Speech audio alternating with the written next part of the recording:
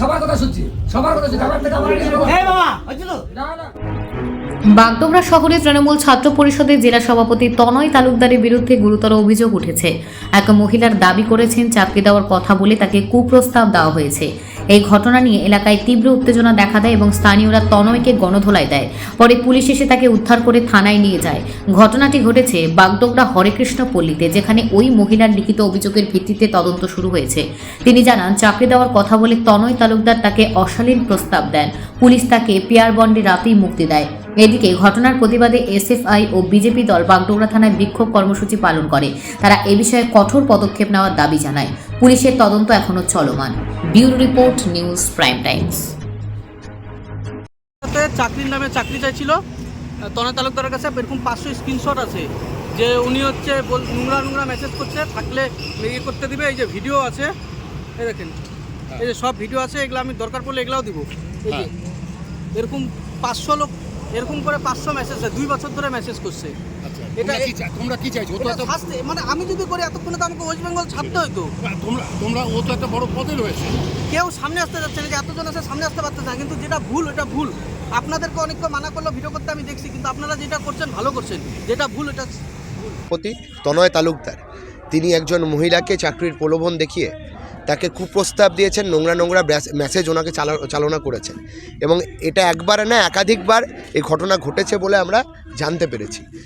আসলে তৃণমূল দল এবং তৃণমূল দলের কর্মী সমর্থক তাদের নেতাদের ক্যারেক্টারটাই এটা, দুশ্চরিত্রে ভরা, দুশ্চরিত্র মানুষদের নিয়ে গঠিত একটা দল। একাধিকবার অভিযোগ উঠেছে এরকম, এদের বিভিন্ন সময় এদের বিভিন্ন নেতাদের নামে এ সমস্ত অভিযোগ ঘটেছে।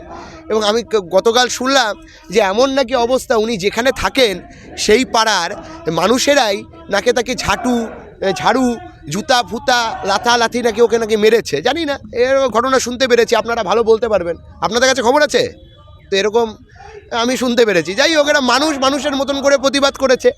আমরা থানায় এসেছি একটাই কারণে, এই ঘটনা যারা ঘটায়, এই ঘটনাকে যারা ইন্ধন যোগায়, এই ঘটনার বিরুদ্ধে যারা ব্যবস্থা গ্রহণ করে না, এই উভয়, এই সবার বিরুদ্ধে আমাদের প্রতিবাদটা। এই পুলিশ কেন এই অভিযোগটা পাওয়ার পর, ওকে ওখান থেকে রেস্কিউ করে নিয়ে আসার পর কেন পুলিশ ওকে ছেড়ে দিল?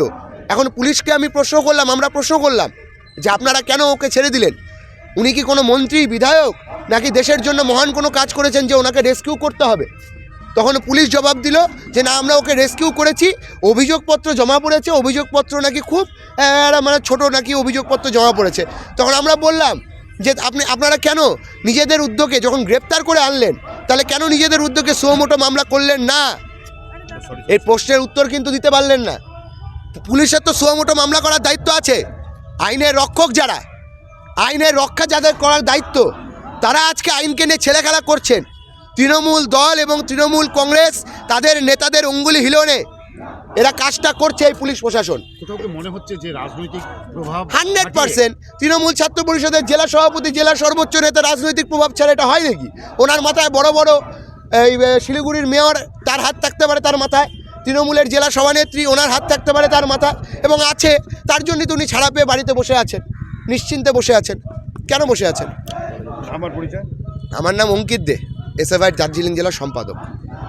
একাধিক যে আজকে সকালবেলা সংবাদ মাধ্যমে প্রকাশ হয়েছে যে তৃণমূল ছাত্র পরিষদের যে জেলা সভাপতি তনয় তালুকদার, এই বাগডোগরার বাসিন্দা, তিনি একজন মহিলাকে চাকরি দেওয়ার প্রলোভন দেখিয়ে দীর্ঘদিন ধরে সহবাস করেছেন এবং সেই মহিলাকে নির্যাতন করেছেন মানসিকভাবে, শারীরিকভাবে। এই জঘন্যতম অপরাধ আজকে সকালে সংবাদ মাধ্যমের মধ্য দিয়ে প্রকাশ পায় এবং গতকাল রাত্রিবেলায় সেই মহিলা, ভদ্রমহিলা এবং তার পরিবার স্থানীয়ভাবে পুলিশের কাছে কমপ্লেন করে এবং স্থানীয় মিডিয়ার মারফতেও সেটা জানায়।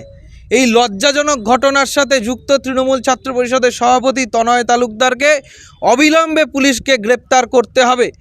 জানা গেছে যে গতকালকে রাত্রিবেলায় পুলিশ নাকি গ্রেপ্তার করেছিলেন, কিন্তু তারপরে মাঝরাতে কেন তাকে ছেড়ে দেওয়া হলো? আর এই ছেড়ে দেওয়ার উদ্দেশ্য কি? পুলিশ কি তৃণমূলকে ভয় পায়? ধর্ষক বা নারী নির্যাতনকারীদের কি আড়াল করার চেষ্টা করে? বাগডোগরা পুলিশ প্রশাসনের এই রকম অপদার্থতা, এই ধরনের যে বিচ্যুতি, এই ঘটনার বাগডোগরার মানুষকে অপমান করে, দার্জিলিং জেলার মানুষকে অপমান করে। আজকে কালিমা লিপ্ত হয়েছে সারা জেলা, সারা পশ্চিমবঙ্গ আবার নজিরবিহীন ঘটনার সাক্ষী থাকলো বাগডোগরার মধ্য দিয়ে। তাই এর বিরোধিতাতে আমরা আজকে বাগডোগরা থানায় বিক্ষোভ করছি। অবিলম্বে ছেড়ে দেওয়া ওই অপরাধী তনয় তালুকদারকে পুনরায় গ্রেপ্তার করে যথাযোগ্য শাস্তি দিয়ে যথাযোগ্য ব্যবস্থা করে বাগডোগরাতে সুশাসন ফেরাতে হবে, এটাই আমাদের দাবি। অভিযোগপত্রে তেমন কোনো ছিল না, যার জন্য পুলিশ তাকে ছেড়ে দিতে বাধ্য হয়েছে। অভিযোগপত্রে কি ছিল কি ছিল না সেটার থেকেও বড় ঘটনা হলো যার সাথে ঘটনাটা ঘটেছে সে যেহেতু মিডিয়ার মাধ্যমে এবং পুলিশ প্রশাসনের সামনে পরিষ্কার এই নির্যাতনের ঘটনা সামনে এনেছে, কাজেই জোরপূর্বক সেই অভিযোগকারীকে মোটিভেট করে তাদের অভিযোগপত্রকে ট্যাম্পার্ড করা হয়েছে কিনা সেটাও দেখবার দায়িত্ব পুলিশ প্রশাসনের রয়েছে। কাজেই এই ট্যাম্পার্ড করার অভিযোগ যেহেতু সামনে আসছে এখন, যার ফলেতে নাকি অভিযোগকারীকে ছেড়ে দেওয়া হয়েছে, পুনর্বিবেচনা করে এই অভিযোগকারীকে আবার গ্রেপ্তার করে তাকে যথাযোগ্য শাস্তি দিতে হবে। অরিজিৎ দাস, ভারতীয় জনতা যুব মোর্চা জেলা সভাপতি।